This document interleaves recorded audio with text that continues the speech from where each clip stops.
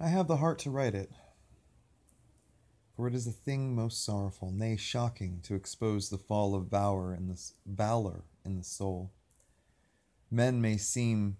detestable as joint stock companies and nations, knaves, fools, and murderers there may be. Men may have mean and meager faces, but man, in the ideal, is so noble and so sparkling, such a grand and glowing creature that over any ignominious blemish in him all his fellows should run to throw their costliest robes. That immaculate manliness we feel within ourselves, so far within us that it remains intact, though all the outer character seem gone, bleeds with keenest anguish at the undraped spectacle of a valor ruined man.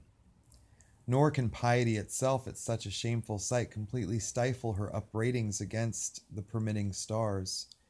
But this august dignity I treat of is not the dignity of kings in robes, but that abounding dignity which has no robed vesture. Thou shalt see it shining in the arm that wields a pick or drives a spike, that democratic dignity which on all hands radiates without end from God Himself,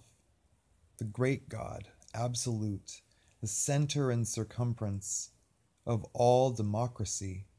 His omnipresence, our divine equality.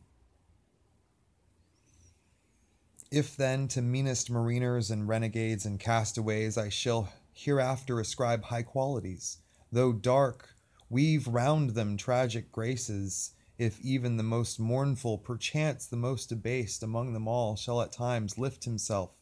to the exalted mounts, if I shall touch that workman's arm with some ethereal light, if I shall spread a rainbow over his disastrous set of sun, then against all mortal critics bear me out in it, thou just spirit of equality, which hast spread one royal mantle of humanity over all my kind. Bear me out in it, thou great democratic God, who didst not refuse to the swart convict Bunyan the pale poetic pearl, thou who didst clothe with doubly hammered leaves of finest gold the stumped and paupered arm of old Cervantes. Thou who didst pick up Andrew Jackson from the pebbles, who didst hurl him upon a war horse, who didst thunder him higher than a throne, thou who in all thy mighty earthly marchings ever cullest thy select champions from the kingly commons, bear me out in it, O God.